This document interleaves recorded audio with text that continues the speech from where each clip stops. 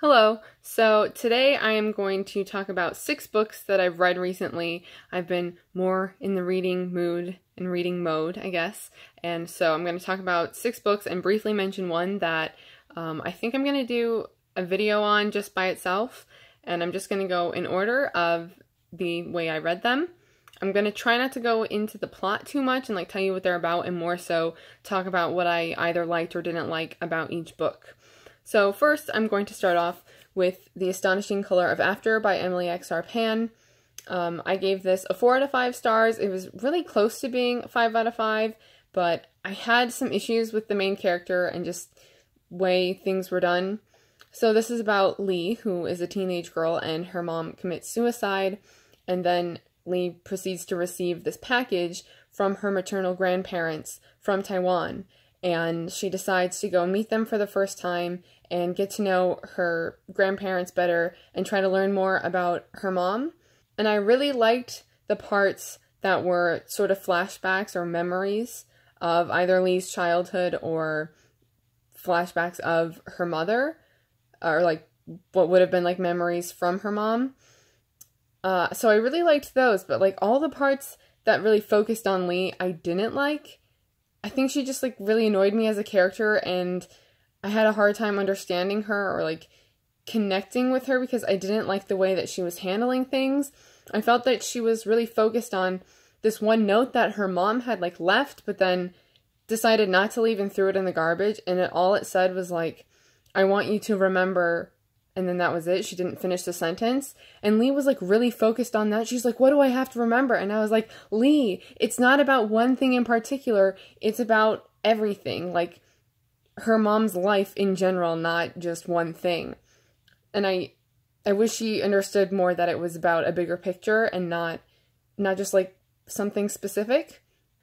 So that's kind of what I had an issue with and why I couldn't give it a full 5 out of 5 stars. And the thing that I really loved about this book is that it has, I think, an accurate portrayal of depression, because there isn't really an explanation for it with her mom. It's just something that she has to deal with, and that's how it is sometimes with people. There's not an exact reason for it. And there's still so much about depression that psychologists don't even know, because last thing I remember about learning about depression specifically in a psychology course is that people are still questioning whether it's a lack of a neurotransmitter in the brain. I can't specifically remember which one. If it's that causes the depression, or if it's the depression that causes the lack of the emitting of the neurotransmitter. And I think for me, I was just much more interested in Dory, that's the nickname for her mom. I was just much more interested in Dory's backstory and her life, basically. Oh, another thing I really liked about this book is the writing. I immediately noticed the writing in the book and just sort of weird metaphors and uncommonly phrased sentences, and I just really liked it. So I'm definitely looking forward to anything else Emily X. R. Pan comes out with, because I'm pretty sure this is her debut novel. So, yeah, I also, I like getting to know more, I like that a different culture was talked about in this book. Her, Lee's grandparents being Taiwanese, because I don't feel like that's emphasized enough in other books. Next, I have a graphic novel, but it's part of a series, so I don't feel like graphic novel is the correct word for it, because to me a novel is a standalone thing. But anyway, this is Kim Reaper, Grim Beginnings, and actually I think there's another cover of this, just saying. So this is volume 1, it has a 1 at the bottom there, and I'll show you some of the artwork, but not to give anything away too much. It kind of reminds me of Steven Universe, even though I've only seen a few episodes of that show. I really like the color palette, and this is about Kim Reaper, who is a college student and also a part-time Grim Reaper, and then this other girl, so that's Kim. I'm trying not to get a glare. That's Kim, and that's Becca, this girl who has a crush on her, on Kim, and decides to follow her after class one day because she wants to ask her to a party or something. And then Kim gets out her, like, scythe and goes out to, like, kill something because it's like that. It's a cat that she actually goes to kill, so it's not a person because she's just, like, a rookie. And, yeah, then Becca gets caught up in what's happening because she doesn't understand what's happening, and then just things happen from there. And it was, like, cute, but, like, not that memorable. Like, I would definitely have to reread this, or at least go over, like, notes or, like, some sort of summary of it before reading the second volume. I don't really think I'm that much of, like, a graphic novel series person anyway, but this was enjoyable. I think I don't know what I rated it, but right now I would give it a 3 out of 5 stars. And then a book that I can't say too much about the plot because it's the 4th in a series and the 5th in, like, an overall series. And that is City of Fallen Angels by Cassandra Clare. And, like, these are the only young adult books that I'm going to be talking about, by the way. So the next 3 are adult books. So hopefully, if you're not into young adult, you haven't, like, clicked off because you're like, I don't care about these. Anyway, this is the 4th book in the Mortal Instruments series, and I actually think it's one of my favorites. It might be my favorite, but I don't know. It might just be because the first few books of the series are kind of, like, fading from my memory now.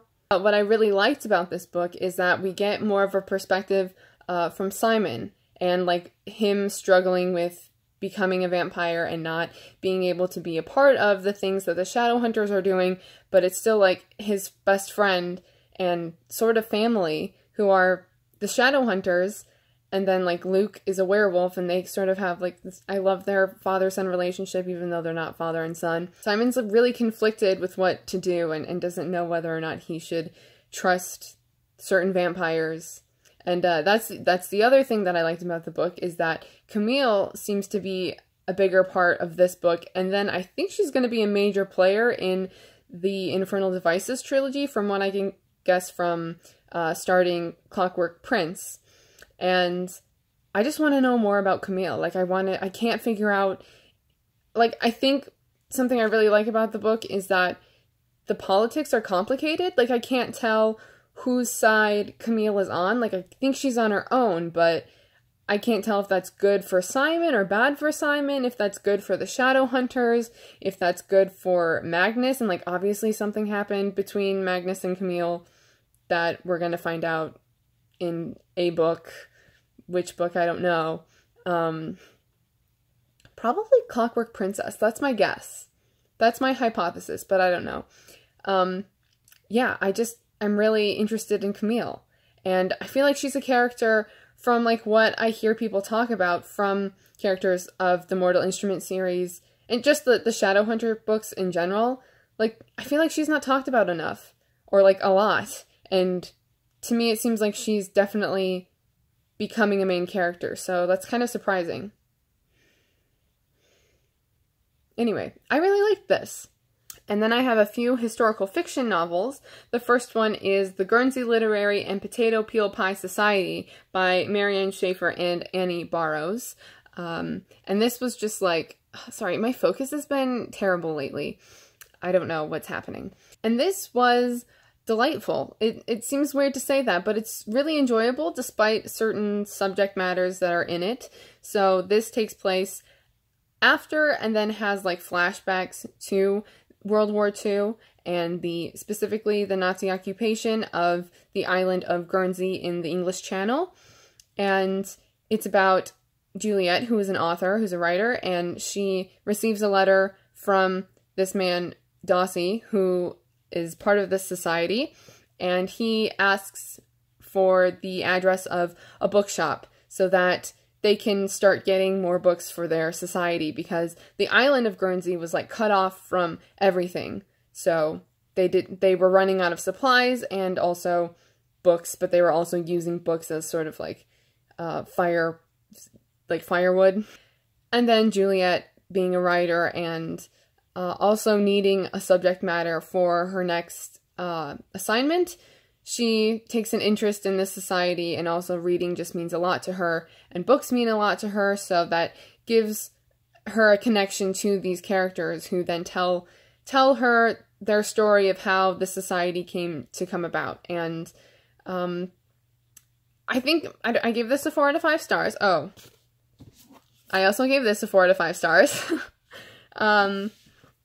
So yeah, I would say the downfall to this is that it just seems kind of too short. Like, I just wanted more. I wanted more overall.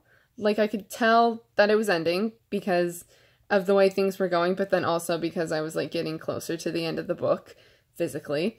And so I wanted a little bit more, but then I also wanted to get to know the characters more. Like, I just wanted it a little bit deeper.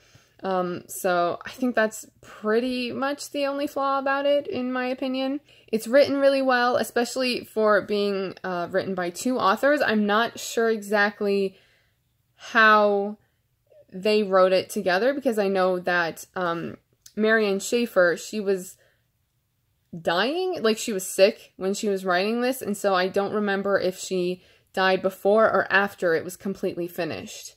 And then I know that Annie Barrows, like, helped her to write it, so I'm not sure, like, which is from which author, if that makes sense, like, which parts are from which author, if it's certain perspectives, or if it's, once it's closer to the end, that's more of Annie Barrows, who's actually, their, like, aunt and niece.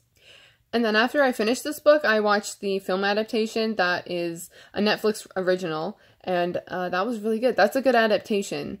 For the most part, I think it's pretty accurate. I think there's just some things that are taken out because of time restrictions, and that's, I don't know, I feel like it's fading too much from my memory as well. Like, I can remember the gist of it, but the specificities of it, specifications of it are going away. And then I have The Reader by Berhnard Schilnk, and I gave this a 3 out of 5. This just didn't go where I was expecting, and I'm trying to make sure it's in focus, but it doesn't seem to be in focus very well. This is about Michael, who is a 15-year-old boy, and he gets sick, and a woman helps him, and then he goes back to thank her, and then he basically starts to get to know her, and then they have an affair, and she's like this older, like, I think she's like 36 when they start to have an affair. Is that 36, 32? I don't know. I don't remember, but in her 30s. And so, yeah, that happens, and then like 7 years later, Michael is 22, and he's a law student, and then he has to go to certain trials to observe and, like, talk about it amongst his peers. And in one of the trials, Hannah, that's the woman, she is a defendant in one of the trials. And this is also historical fiction. It takes place in the 50s? 60s? But goes back to, like, what they're dealing with in the trial goes back to World War II, where Hannah was a, like, guard for the German army, and she was guarding Jewish people. And I think it really is about this relationship that they had and the way that it impacted and influenced Michael. Like, it's very, I feel like he's reminiscing a lot, and you can see how much she affected him, even if it's just, like, her attention to him and them getting to know each other and his questions about her, because she just, like, left after just one day. She just left without an explanation, and nothing came of her afterwards to, like, tell Michael that she was okay or anything like that.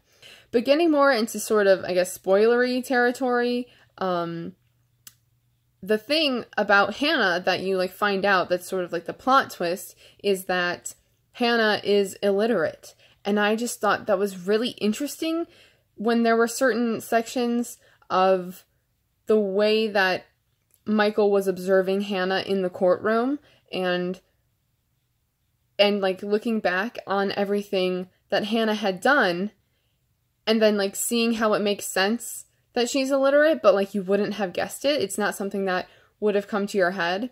And then I was just thinking of how difficult that would be to be illiterate. Like, I had such a hard time putting myself in Hannah's shoes because I know how to read and I use words every day, and I'm like looking at the books on my shelves right now and there are just words everywhere, and I can't even fathom not being able to understand the letters and the meaning behind them and the grouping of letters together. Like, oh my, how can you live life?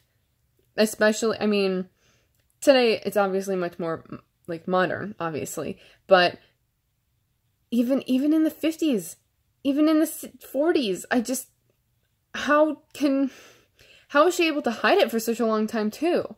And so she like ends up going to jail because she doesn't want people to know that she's illiterate. She'd rather go to jail for being a so-called murderer and like keep her secret of being illiterate. Like, that's so crazy. I have yet to see, I know there's a film adaptation for this, and I've yet to see it. It's on Netflix right now, so hopefully it's like still on there for like another month or so. But like, I know that Kate Winslet plays her character, and I'm interested in seeing like how she plays her, because how much is she going to be thinking about like not being able to read? Like that would be really difficult. It'd be so difficult. Like, even just for 5 minutes, pretend you're illiterate. That'd be so hard. And then the last book that I'm going to talk about is Call Me By Your Name by Andre Aciman. And this, I guess, is sort of historical fiction because it takes place in the 80s in Italy, by the way. If you didn't know, I feel like most people know what this is about. It's Elio and his sort of sexual awakening that he has with a man named Oliver. Like, Oliver's 24, and like I realize that's like a man, but I'm like 23 and I feel weird calling myself a woman, so that's just me though. Okay, so Call Me By Your Name. I gave this a 4 out of 5 stars. I really like the writing. It's very immersive and just like reminded me of all these like classic films that I've seen, specifically ones that take place in like Italy or France, specifically from the 50s and 60s is what I was picturing, but that's because those are decades that I'm more familiar with in terms of international cinema. So I like the writing, and I like that it almost seems stream of consciousness, like not 100% obviously, but just in the way that it's so much of Elio's thoughts, and he goes just from like one thing to the next, I guess. And it also, because he's telling the story from like the future and telling you about his past, it also is sort of like a roundabout way.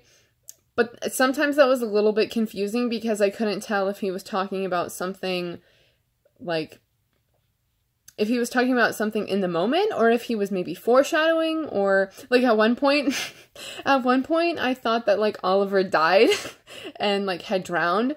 But no, they just thought that he like basically didn't come back, and then he ended up getting back. Like, that's not even specific, but like I thought that he had drowned at one point.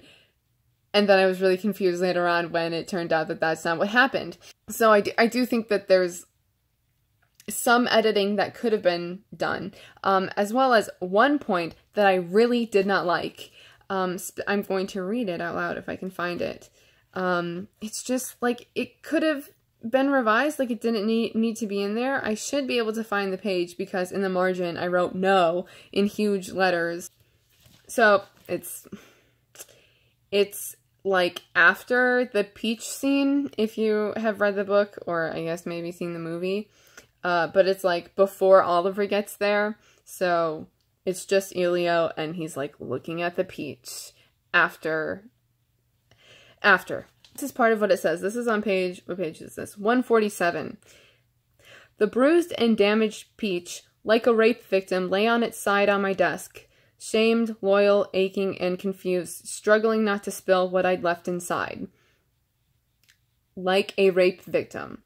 Like, that doesn't need to be in there. Like, you can just, I understand if you just want to use wording to show that he used the peach, and the peach did not consent to to being treated this way, but like a rape victim, like I have a problem with that. And that should have been taken out. Especially with the sentence ending with struggling not to spill what I'd left inside. Like I can sort of see it if that was to show like if someone's going to go to the police, like that would be the evidence that someone would really need to prove that someone like raped them, but like just no. Like, you didn't need to say that. That should have been taken out, I think. But that was the only thing that I, like, really had a problem with. I think that some of the things that Elio thinks, I'm like, okay, like, you do you, but I don't, you do you.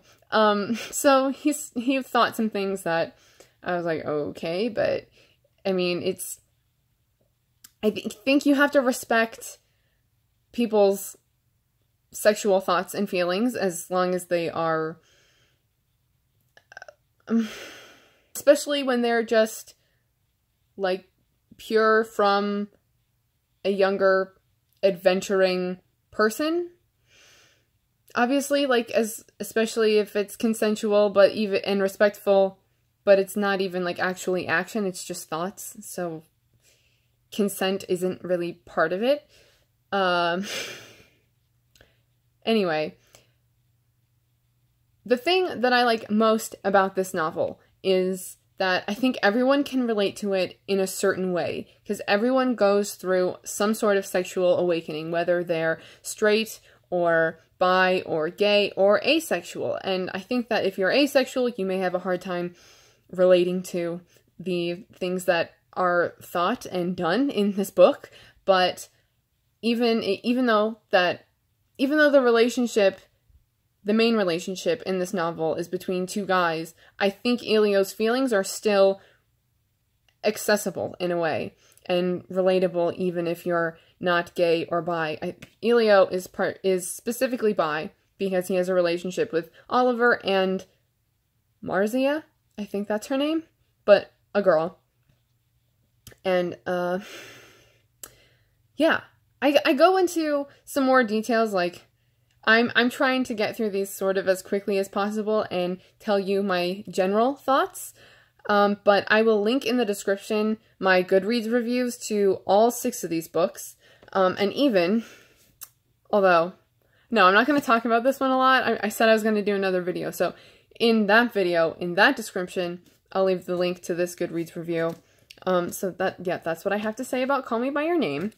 Hopefully that made sense, and I think I was stuttering a lot. And so, yeah, the last book that I've read recently is The Raven Boys by Maggie Stiefvater, and this is, like, a new favorite. This is, like, easily 5 out of 5 stars, and I will dedicate an entire video to this, and I've already started The Dream Thieves, even though I'm only, like, 30 pages into it. This was so good. I expected it to be so good. I thought that it was going to be a new favorite, and it, like, lived up to that, which I'm so happy about. This is so good. Okay, hopefully that's like enough hype to get you interested in watching like my next video, or I don't know if it'll be my next video, but the video about the Raven Boys. Yeah, I think this is like one of the first videos where I've really talked about a handful of books in this way, so I feel like I was a little bit nervous, and like I kept on feeling myself like fill my lungs with air and not letting enough of it out before taking the next breath. And I feel like you can hear that when I'm speaking. Yes. So, if you've read any of these books, like, let me know and talk about them with me in the comments. Or if you're, I guess for Call Me By Your Name, I think a lot of people either, like, a lot of people seem split on the book, but I feel like most people loved the movie, which I have yet to see. I've yet to see yet. Let's just reiterate that yet one more time. Yeah. So that's all. Leave a comment if you would like to talk about books, or really anything. And so thank you for watching, and I will see you in my next video. Bye!